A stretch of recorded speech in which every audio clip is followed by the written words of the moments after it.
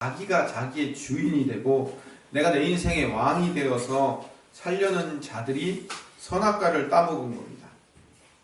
그래서 하나님과 동등되려 하고 하나님 앞에 자기 스스로 가려고 했던 자들입니다. 그 아담의 후예가 바로 가인이고 그 가인의 후예가 라멕이고 그 라멕의 후예가 세상에서 깃보르, 용사가 되려는 네피림들의 후예들이에요. 그래서 이 네피림들 때문에 이 땅이 하나님의 백성들, 하나님의 통치하심과 지배를 받고 사는 사람들이 아니라 내가 내 인생을 내 마음대로 살려는 자들이 모인 그런 땅으로 바뀌었기 때문에 하나님께서 노아 시대에 홍수를 보내서 그 네피림들을 모두 멸망시킵니다. 그런데도 불구하고 이 노아의 둘째 아들 함에게서 다시 니무롯이라는 용사 깃보르가 나와서 시날 평지에다가 바벨탑을 쌓음으로 다시 내 인생의 주인은 나다라고 출발하며 세상이 시작되더라는 거예요. 그래서 그 어떤 심판과 그 어떤 형벌에도 불구하고 인간이라는 이 존재들은 내 안에 예수 그리스도 없으면 나는 여전히 내 인생의 주인이 나고 내가 내 인생의 왕이 되어서 내가 내 마음대로 사려고 하는 자들, 이들이 바로 죄의 근원이며 죄의 뿌리들의 출발이더라는 거죠. 그래서 이 니무롯의 후손들이 바벨탑을 쌓으려는 이유도 결국 스스로 하나님 앞에 도달하려고 하는 거예요. 스스로 신의 문, 바벨이라는 게 신의 문이에요. 그 신의 문을 자기들 스스로 열고 들어가려고 하는 거예요. 자기들의 힘으로 하늘에 닿아서 스스로 하나님이며 왕이며 지배자임을 선언하려는 그 마음의 생각이 바벨탑인 거예요. 우리 피조물인 인간이 가장 행복하려면 하나님 안에 거해야 돼요. 예수 안에 거해야 돼요. 그래서 요한복음에는요, 예수 안에 거하라는 얘기를 그렇게 많이 하고 있는 겁니다. 우리 인간은 스스로 왕이 될 수 없는 존재들이에요. 우리는 피조물이라고요. 창조주를 의존하고 창조주에게 순종하는 절대 의존과 절대 순종의 존재, 그게 인간이에요. 인간 본성의 모습이란 말이에요. 그래서 창조주 하나님을 떠나서는 결코 참다운 행복과 만족을 얻을 수 없는 상태가 가장 하나님의 자녀다운 존재인 거예요. 하나님의 통치에 순복하며 하나님 없이는 나는 못 살겠습니다라고 고백하는 마음, 그게 뭐예요? 어린아이와 같이 하나님을 받드는 마음이에요. 어린아이가 순진하고 어린아이가 순수하기 때문에 그 어린아이처럼 되자는 이야기가 아니에요. 어린아이 같은 절대 의존과 절대 순종의 존재가 되어가자는 거죠. 그 선악의 판단 기준으로 스스로 그 선악의 판단 기준을 선악과를 따먹으로 내가 가져서 내가 선악의 판단의 기준을 내가 정하는 거죠. 그래서 내가 왕이고 내가 주인이어서 내가 하는 건 로맨스고 네가 하는 건 불륜이고 내가 모든 것을 판단하고 주관하고 그래서 그게 선악과를 따먹은 인간이에요. 그래서 왕의 자리에 올라가서 주인의 자리에 올라가서 인간 왕국을 만들어갖고 내가 주인이 되어서 살려는 거예요. 그 눈에 보이는 그런 하나님에 대한 반역이 바벨탑으로 등장하는 거예요. 11장 4절을 보니까 같이 읽어볼까요? 또 말하되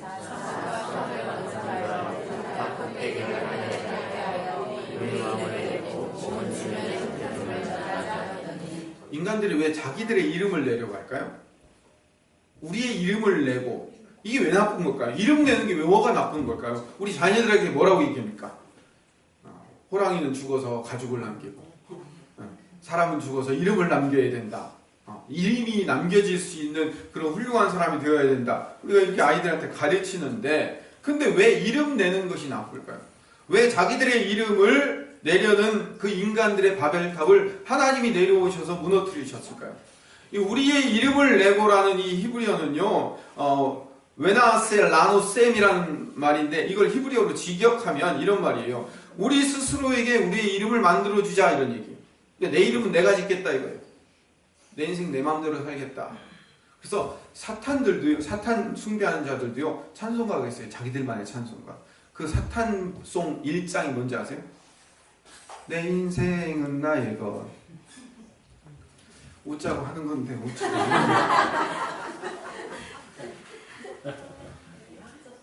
내 사탄을 찬송하는 게 걔네들의 목적이 아니라 자기 인생을 찬양하고 자기를 섬기도록 만드는 것이 사단의 역할이에요. 그래서 자기들 스스로에게 이름을 스스로 짓고 스스로 부여하는 거예요. 그 이름의 의미를. 여러분, 이름을 준다는 것은 구약에서 굉장히 중요한 지배권과 소유권을 얘기하고 있는 거예요. 아담이라는 단어, 이 아담이라는 단어는요, 사람이라는 뜻이에요. 아담은 사람과 같은 단어예요. man이라는 뜻이란 말이에요. 이 아담이라는 이름을 누가 지어주셨죠?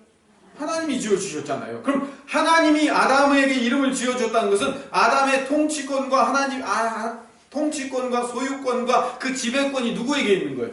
하나님께 있는 거예요. 하나님이 동물들에게로 아담을 데리고 가요. 그래서 그들이 어떻게 그 이름을 짓나 보시겠다고 얘기하는 거예요. 그러면 아담이 동물들의 이름을 지었으면 그 동물들의 지배권과 통치권 누가 갖고 있는 거예요? 아담! 인간이 갖는단 말이에요. 인간이 그 통치권의 지배권을 갖는단 말이에요. 동물들의. 왜? 동물들이 이름을 지었잖아요. 아담이 지었잖아요. 그러니까 하나님이 생육하고 번성하여 땅에 충만하라, 땅을 정복하라고 얘기했단 말이에요. 이 땅의 모든 소유권을 하나님이 우리에게 주신 거예요. 동물들의 소유권을 우리에게 주었단 말이에요. 그런 것처럼 이름을 짓는 것은 굉장히 중요한 의미를 갖고 있어요. 그 지배권과 소유권을 갖고 있고 그 이름을 받은 자는 그 이름을 준 자에게 어떻게 하는 거예요? 그 소유권을 인정하고 지배권을 인정하고 그 통치를 인정하는 자가 되어야 되는 거예요. 오늘 우리 2부 예배 때 우리 청소년들, 우리 어린이들한테 그렇게 얘기했어요. 여러분들이 이름을 누가 지어줬어요? 엄마가 지어줬어요? 아빠가 지어줬어요? 그러면 엄마가 지어주고 아빠가 지어줬으니까 여러분들이 나중에 나아가서 결혼하여 여러분들이 독립된 인생을 살기 전까지는 이름 지어준 엄마와 아빠가 여러분들의 지배권과 통치권을 갖고 있습니다. 거기에 순종하고 순복하며 사는 것이 그것이 진짜입니다. 라고 말씀드렸어요. 어버이날을 맞이하여. 그래요. 우리는 하나님이 우리의 이름을 지어줬기 때문에, 사람들의 이름을 지어줬기 때문에 하나님이 우리의 통치권자란 말이에요. 그런데 내 이름을 내가 내 마음대로 짓겠다는 거예요. 다시 말하면 내가 어떤 존재가 되고 싶은 것을 내가 내 스스로 결정하여 그런 삶을 내가 살아나가겠다는 거예요. 이게 뭐예요? 자기 이름을, 우리의 이름을 우리가 내고잖아요. 이게 반역이에요. 이게 죄란 말이에요.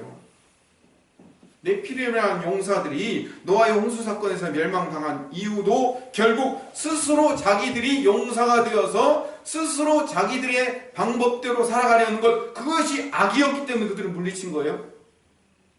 노아의 홍수의 이후에 니무롯들도 바벨탑을 지으면서 그 악이 그대로 드러나는 거예요. 성경에는 항상 자기 이름을 드러내려는 사람이 망하는 인생으로 성경이 등장해요. 가장 대표적인 사람 중에 한 사람이 사울왕이에요. 사무엘상 15장 12절. 사무엘이 사울을 만나려고 아침에 일찍 일어났더니 어떤 사람이 사무엘에게 말하여 이르되 사무엘이 아니라 사울왕이죠. 사울왕이 자기의 이름을 드러내려는 사람이에요. 갈멜에 이르러 자기를 위하여 기념비를 세우고, 자기가 자기를 위해서 기념비를 세웠어요. 그리고 발길을 돌려 길갈로 내려갔다 하는지라.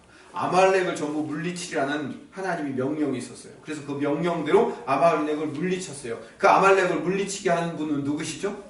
하나님이시죠. 그런데 자기가 그 전쟁에 의해서 자기 이름을 내기 위해서 기념비를 세운 거예요. 이게 사울왕이에요.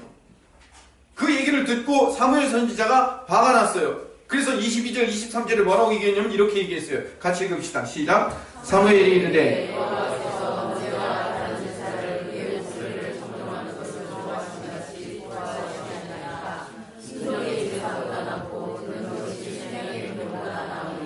이는 거역하는 것은 점치는 죄와 같고 완고한 것은 사신 우상에게 절하는 죄와 같음이라. 왕이 여호와의 말씀을 버렸으므로 여호와께서도 왕을 버려 왕이 되지 못하게 하셨나이다 하니.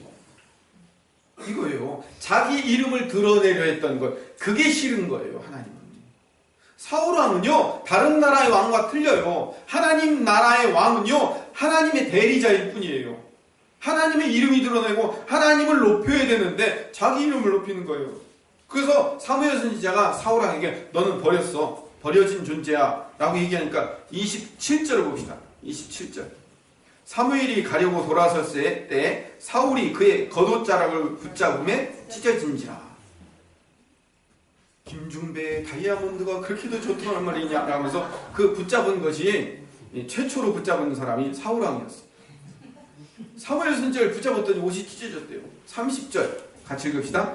사울이 이르되 내가 범죄하였을지라도 이제 청하옵나니 내 백성의 장로들 앞과 이스라엘 앞에서 나를 높이사 나와 함께 돌아가서 내가 당신의 하나님 여호와께 경배하게 하소서 하더라. 내가 범죄해서 지금 하나님 앞에 왕에서 쫓겨날 거라는 그 소식을 듣고도 지금 거기에 정신이 팔려 있지 않아요. 그게 지금 두려운 게 아니에요. 뭐예요?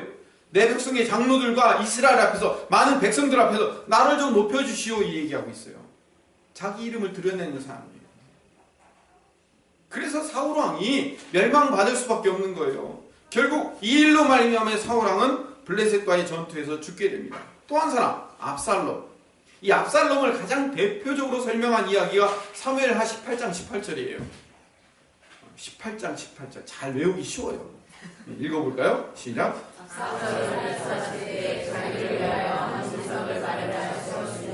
이는 그가 자기 아들 이름을 전할 아들이 내게 없다고 말하였습니다. 그러므로 자기 이름을 기념하여 그 비석에 이름을 붙였으니 그 비석이 이제까지 그것을 압살롬의 기념비라 일컬어라. 자기를 위해 비석을 세우고 자기 이름을 기념하고, 이게 누구예요? 이게 압살롬이에요.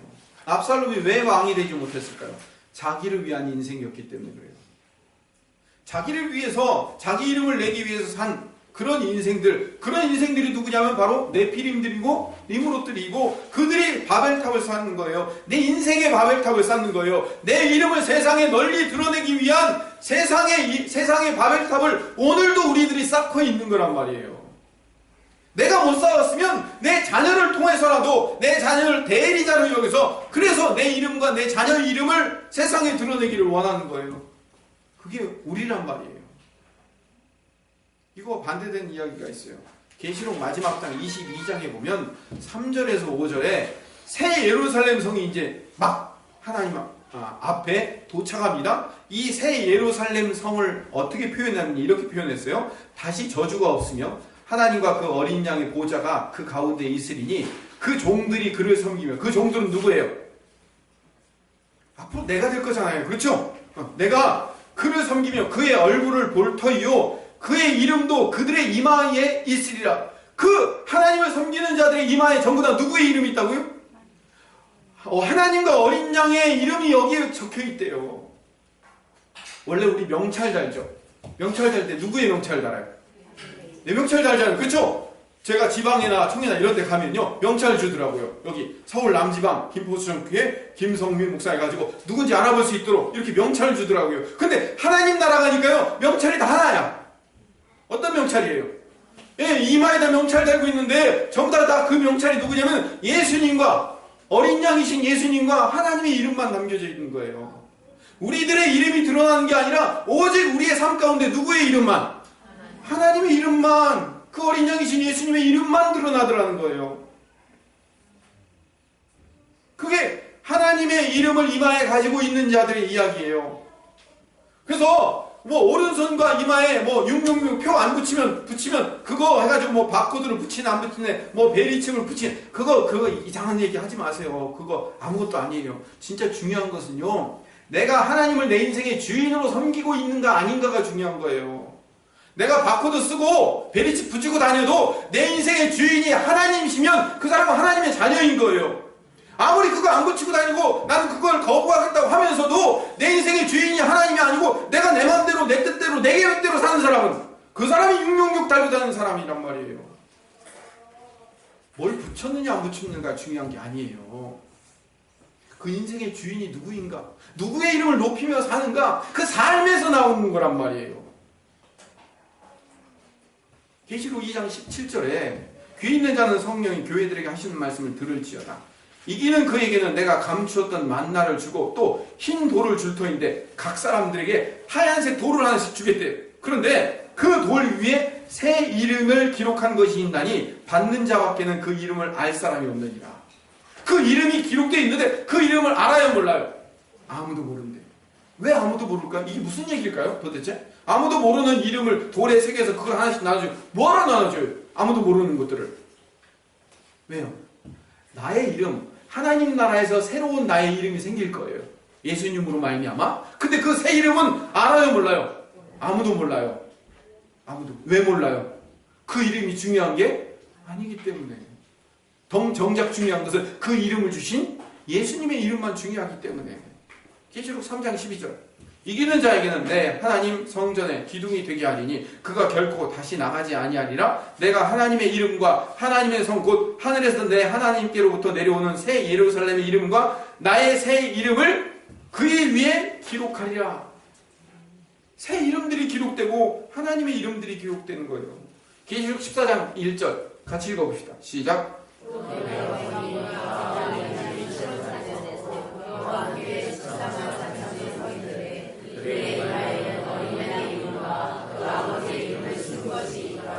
(14만 4천 명에는요) 어린 양의 이름과 아버지 이름만 기록되어 있는 거예요. 하나님이 내 인생의 주인이시고 하나님만 섬기기를 소망하는 내 인생에 나는 예수님 뿐입니다. 내 인생의 모든 삶을 살아봤더니 나는 예수님 이후에 아무것도 필요 없습니다. 예수님이 전부였습니다. 이거 깨닫는 사람의 이마에는 누가 있어요? 예수님의 이름, 하나님의 이름이 있어요. 근데 여전히 내가 신앙생활 열심히 최선 다해가지고 그걸로 하나님 앞에 영광 돌리겠다고 말은 하면서 결국 자기 이름을 높이고자 하는 이 교활한 마음을 가지고 있는 사람은 자기 이름이 드러나지 하나님의 이름이 드러나지 않더라는 거죠. 계시록 17장 3절에서 5절 보니까 곧 성령으로 나를 데리고 광야로 가니라. 내가 보니 여자가 붉은 빛 짐승을 탔는데 그 짐승의 몸에 하나님을 모독하는 이름들이 가득하고 그 붉은 용 짐승이 있어요. 근데 하나님을 모독하는 이름들이 그 몸에 가득 새겨져 있어요. 문신처럼. 7머리와 10뿔이 있으며 그 여자는 그래서 음녀라고 얘기하는 겁니다. 그 여자를 자줏빛과 붉은빛 옷을 입고 금과 보석과 진주로 꾸미고 손에 금잔을 가졌는데 가증한 물건과 그의 음행에 더러운 것들이 가득하더라. 그의 이마에 이름이 기록되었으니 비밀이라. 큰 바벨론이라. 사람들한테는 비밀이었는데 계시록을 읽는 사람한테는 그 이름을 가르쳐줬어요. 그 음녀의 이마 위에 있는 이름이 뭐라고요? 바벨론이라고 이름이 쓰여있다는 거예요. 땅의 음녀들과 가증한 것들의 엄이라고 얘기하는 거예요. 왜 그 음녀의 머리 이마 위에 바벨론이라고 써있을까요? 바벨론이 뭐예요? 바벨탑. 바벨탑이 바벨론이에요. 세상을 상징하고 내 이름을 높이고 내가 스스로 하나님처럼 되어 올라가려고 하는 그 마음, 내 인생의 주인이 내가 되고 싶어하는 마음, 그게 바벨론이고 그게 바벨탑이라니까요. 그럼 예수님은 어떤 삶을 사셨을까요? 예수님은 사람의 아들이라고 얘기해요. 인자라고 얘기죠. 그건 한문 성경으로 인자지 사실은 하나님의 아들과 다른 사람의 아들로 오셨어요. 사람의 아들. 그래서 사람의 아들로 오신 예수님께서 어떻게 사셨는가? 그러니까 사람의 아들로 오셨기 때문에 철저하게 피조물은 어떻게 살아야 되는가? 사람은 어떻게 살아야 되는가? 하나님이 만드신 그 원형적인 아담은 어떻게 살아야 되는가를 그대로 모델로 보여주시고 가신 분이 예수님이셔요. 그래서 당신을 사람의 아들이라고 부르신 거예요. 그분이 어떻게 사셨냐면 요한복음 4장 34절에 읽어봅시다. 시작. 예수께서 이르시되 나의 양식은 나를 보내신 이의 뜻을 행하며 그의 일을 온전히 이루는 이것입니다. 나를 보내신 이의 뜻을 행하는 자, 그분으로 사셨대요. 5장 30절. 내가 아무것도 스스로 할 수 없노라. 등대로 심판하느니 나는 나의 뜻대로 하려 하지 않고 나를 보내신 이의 뜻대로 하려 하고 나를 보내신 이의 뜻대로. 6장 38절. 내가 하늘에서 내려온 것은 내 뜻을 행하려 함이 아니요 나를 보내신 이의 뜻을 행하려 함이라. 14장 31절. 오직 내가 아버지를 사랑하는 것과 아버지께서 명령하신 대로 행하시는 것. 아버지께서 명령하신 대로 행하신 것. 아버지의 뜻, 나를 보내신 이의 뜻, 아버지께서 명하신 대로. 그러니까 내 생각은 없는 거예요. 그러니까 예수님은 자기 생각은 없어요. 뭔 사람이 자기 생각이 없이 살아. 근데 예수님은 사람의 아들로 오셔서 내 생각 없이 살았다는 거예요. 내 뜻 행하고 살지 않았다는 거예요. 오직 나는 하나님의 뜻만 행하고 하나님의 뜻대로만 하고 하나님이 명령하신 대로만 그저 순종하며 바보처럼 그냥 하나님이 조정하신 대로 그 끌리는 대로 끌려 살았다. 이게 사람의 아들로 산 모델이다. 그게 피조물의 인생이다 라는 걸 가르쳐 준 거예요. 그게 뭐예요? 그게 하나님을 높이는 삶이에요.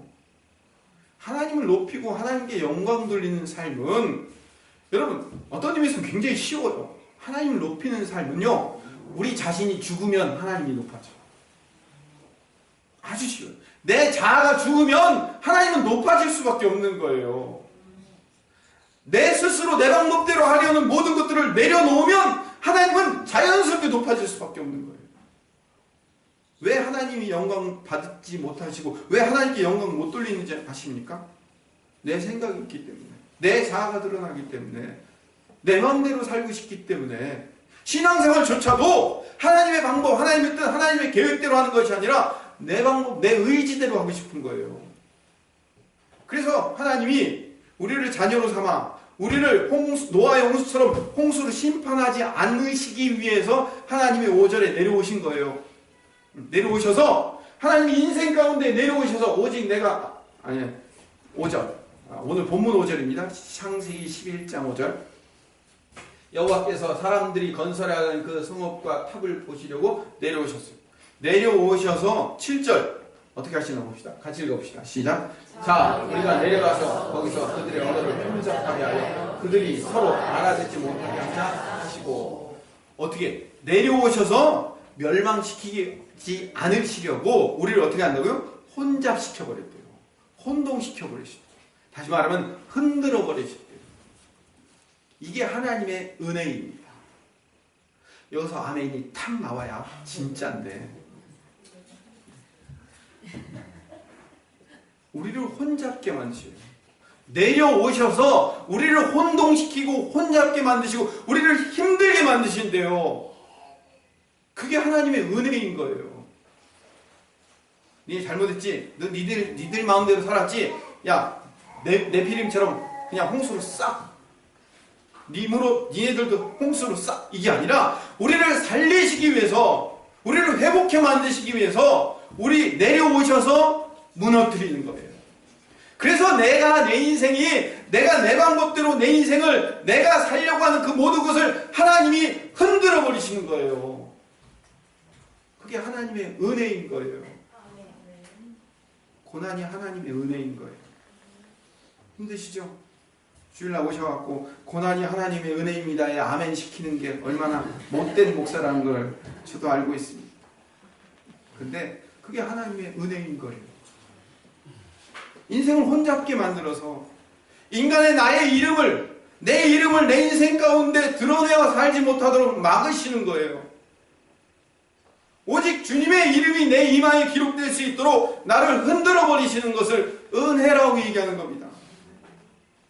인류가 스스로 기뻐 용사가 되어서 자기 이름을 드러내는 바벨 탑들을 수도 없이 쌓고 살아요. 인간이 자기의 행복을 자기가 만들 수 있다고 착각했어요. 인간 모두가.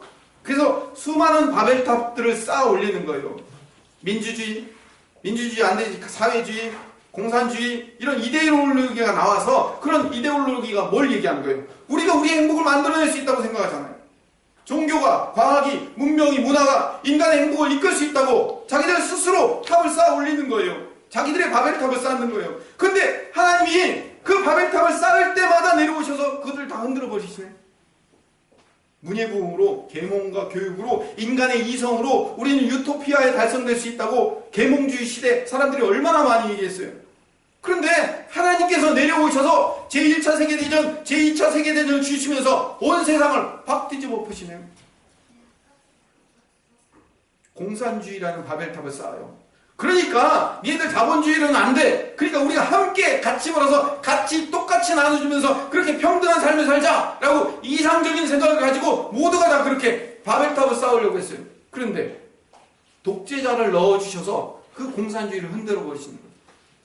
자본주의는요, 야, 돈이 있으면 돼. 돈이 있으면 모든 사람들에게 그 돈을 통해서 행복을 줄 수 있다고 그렇게 얘기를 했는데 빈부격차를 주시고 그리고 그 돈으로 말미암은 타락을 우리에게 주셔서 자본주의를 뒤집어 엎은 거예요. 보다 편안하게 행복하게 과학 문명이 발달해서 살려고 과학 문명을 통해서 우리가 유토피아 행복을 만들어낼 수 있다고 우리 인간이 그렇게 생각했는데 그 과학 문명 때문에 암이 생기고요. 과학 문명 때문에 무기가 발달돼서 전쟁이 일어나서 우리를 다 뒤집어 엎는 거예요. 모든 역사를 통해서 하나님의 일하심을 증명하고 있는 거예요. 하나님이 왜 우리를 이렇게, 인간들을 이렇게 못 살게 구십니까? 아니에요. 못 살게 구는 게 아니라 우리를 흔드시는 거예요.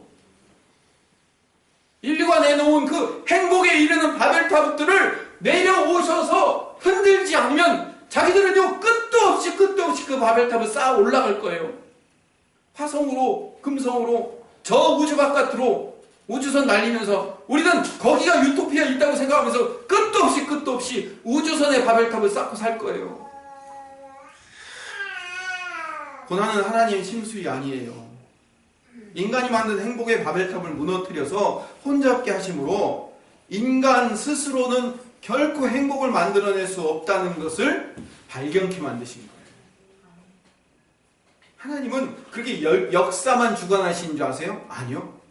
나의 삶, 우리의 삶도 주관하시는 거예요.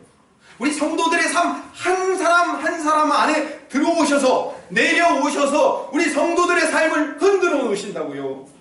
제가요, 하나님 저 돈 좀 주세요. 저 로또 좀 당첨시켜 주세요. 그래서요 그거 가지고 선교ሁ금 내고 교회도 좀 건축하고 좀 멋지게 신앙생활 잘하고 좀 행복하게 멋지게 모든 사람을 다 행복하면서 살겠습니다. 제 이름도 좀 높아지고 좀 주세요. 그게 우리 희망이었잖아요. 우리 신앙생활의 목표이며 근거였잖아요. 아니에요? 아닌 것처럼 얘기하세요. 표정을. 맞잖아요. 근데 우리 인생의 돈탑을 흔드시는 거예요. 그리고 혼잡게 하심으로 돈이 내 인생의 행복이 아님을 하나님이 증명해 주시는 거예요. 내가 건강을 의지하고 건강이 내 행복이라고 생각하면서 건강의 바벨탑을 쌓으려고 할 때 질병으로 우리를 흔들어 버리시고 혼잡게 하시는 거예요. 명예가, 가정이, 자녀가 내 행복이라고 생각했던 그 바벨탑들을 내 인생 가운데 하나씩 무너뜨려서 혼잡게 하시고 혼돈케 하심으로 말미암아 신앙생활을 하면 할수록 이건 도대체 뭐야 이거. 왜 신앙생활을 하면 할수록 내가 이렇게 복잡해지는 거야.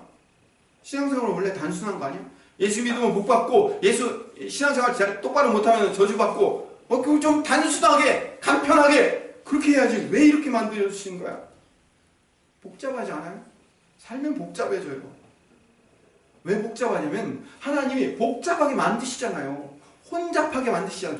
혼잡하다라는 단어가 바발이라는 얘기예요. 바벨이라는 말과 같은 어원은 아닌데 발음이 똑같아요. 바발, 혼동시켜버린다. 예수를 믿은 우리가 결국 이 세상에서 나의 바벨탑을 쌓지 않고 하나님의 이름을 높이고 하나님의 이름이 내 이마와 오른손에 새겨진 삶을 살 수 있도록 우리의 인생에서 행복을 추구하는 모든 것들이 하나씩 제거되고 무너지고 혼잡게 하실 때 우리가 생각해야 될 건 뭐냐면 나 하나님의 자녀 맞구나. 나 하나님 자녀 맞네. 하나님이 나를 지금 사랑하고 계시네. 하나님이 지금 은혜의 무지개로 나를 덮고 계시네. 라고 믿는 거예요. 내가 뭘 잘못했길래 이렇게 나한테 시련을 주십니까? 왜 나는 다른 사람과 신앙생활을 이렇게 힘들게 다른 사람처럼 못하고 왜 나만 이렇게 힘들게 만들어 주십니까?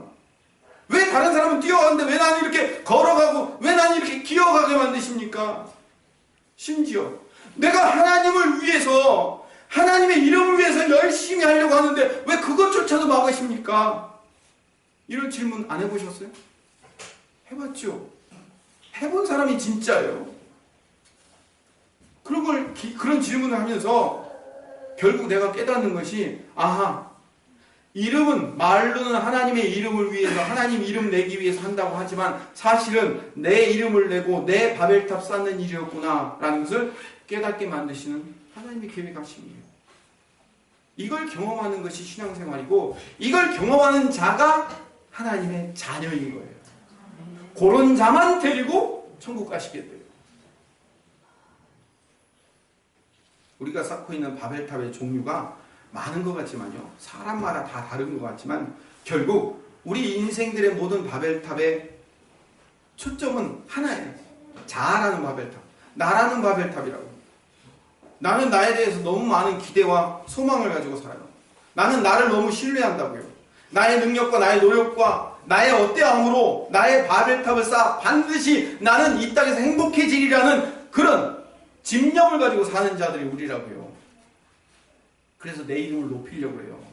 내가 잘 돼야 내가 행복해 하잖아요. 근데 다 틀렸어요. 나의 행복의 유일한 근거는 하나님이시죠. 예수님과의 동행만이 나의 유일한 행복의 근거라고요. 그걸 발견하기 위해서 흔드시는 거예요. 그걸 발견하기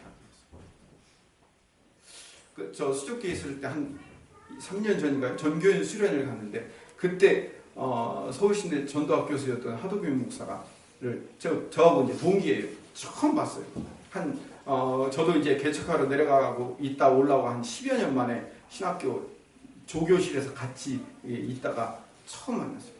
저를 딱 보는 순간 안녕하세요 인사를 하는 게 아니라 김 목사 여기 왜 왔어요? 수족교 부목사로 왜 있냐 이거죠. 우리 조교실에서 있을 때 제가 유학 1호였어요. 제가 유학 1호였어요. 지금도 하는 거 알지만요. 그때도요 맨날 도서관 안에서 책 보는 게 제 유일한 일이었어요. 저도 사실 솔직하게 얘기하면요 목회 별로 재미없어서 생각했어요. 저는 신학교 교수 한다고 생각했어요. 저도 모든 사람이 자타가 공인했어요. 근데 왜 내가 여기서 이러고 있죠? 내 인생의 바벨탑을 하나님이 무너뜨리시는 거예요. 유학이고 공부고 하나님이 무너뜨려서 내 인생의 마지막 내 안에 남은 것은 그래 나 예수님 아니면 안 돼. 하나님 아니면 내 인생은 아무것도 아니야를 경험케 만드시는 하나님이 계획하심이에요. 그때 하나님께서 내 인생을 그렇게 흔드시고 혼잡게 하실 때 제발 당황하지 마세요. 당황하셨어요? 당황하지 마세요. 절대로 당황하지 마세요. 염려하지 마세요. 하나님이 여러분을 지금 사랑하고 계시는 거예요. 사랑하지 않으면 흔들지 않아요. 잘 보세요. 절대로 여러분을 사랑하지 않으면 여러분을 흔들 이유가 없어요. 왜요? 그냥 가만히 이 땅에서 잘 먹고 잘 살도록 내버려 두었다가 나중에 예수님 재림할 때 어떻게 하면 돼요?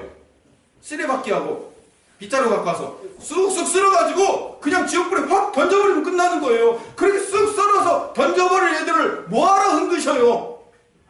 걔네들은 흔들 이유가 없어요. 그냥 지들끼리 잘 먹든 잘 살든 뭘 하든 죄를 짓든 그냥 내버려 두시는 거예요. 거기는 내버려둔 존재예요. 로마서 1장에 내버려둔 존재. 근데 왜 유독 우리 하나님의 자녀들을 그렇게 갖고 흔드십니까? 내 자녀니까. 내 거니까. 내 것처럼 내 사람으로 만들어내야 되기 때문에. 그래서 괴롭게 하시고 흔드시고 깨우쳐서 요동케 하시는 이유는 그래서 요나처럼 물고기 뱃속에 집어넣고 욥처럼 내 온몸을 벽돌로 긁어대는 그런 고통 가운데 우리를 때론 두시는 이유는 그래서 그 인생 가운데 하나님만 내 인생이 전부이고 하나님만 내 인생이 모든 것 되신 분이십니다. 이 고백을 받아내게 만드시는 하나님의 집념, 하나님의 열심, 하나님의 오기 어린 그 약속이 이 말씀에 담겨져 있는 거예요. 그 가장 대표적인 예가 사도 바울입니다. 고린도후서 12장 5절에 내가 이런 사람을 위하여 자랑하겠으나 나를 위하여는 약한 것들 외에는 자랑하지 아니하리라. 이 고백 받아내신 거예요. 갈라디아서 2장 20절을 읽고 마칩시다. 내가 그리스도와